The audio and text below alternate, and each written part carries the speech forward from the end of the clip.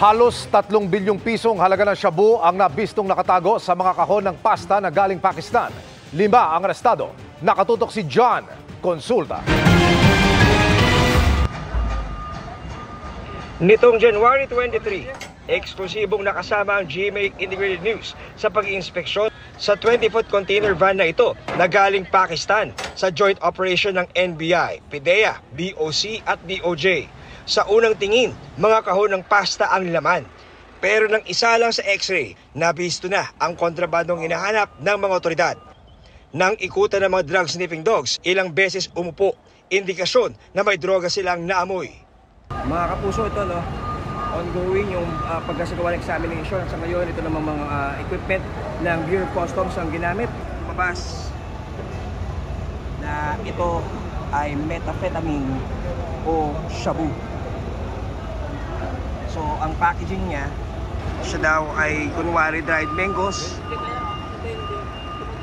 Pero ang laman niya talaga, mga kapuso, ay shabu. Sa 658 na kahon na nakuha sa container van, 58 kahon ang nakuha ng droga na aabot sa mahigit 400 kilo. We are under arrest for violation of Section 4 of RA 9165. Section 4 is importation of illegal drugs. Lumutang ang 5 tao na mga customs broker at consignee na dapat ay tatanggap ng container. Lahat sila inaresto ng NBI. Dineclare nila as cartons of vermicelli and custard.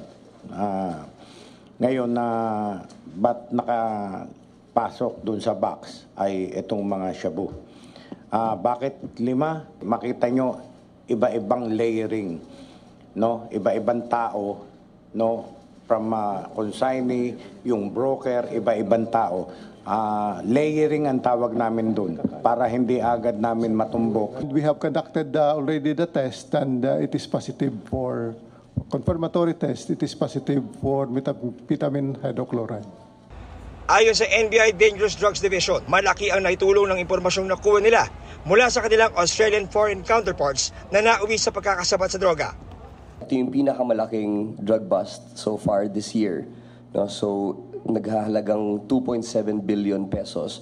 Very brazen yung attempt nila na magpasok ng mga ganitong halaga, no, na droga.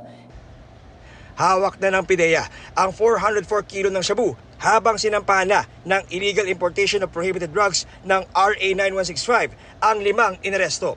Para sa GMA Integrated News, John Consulta, nakatutok 24 oras.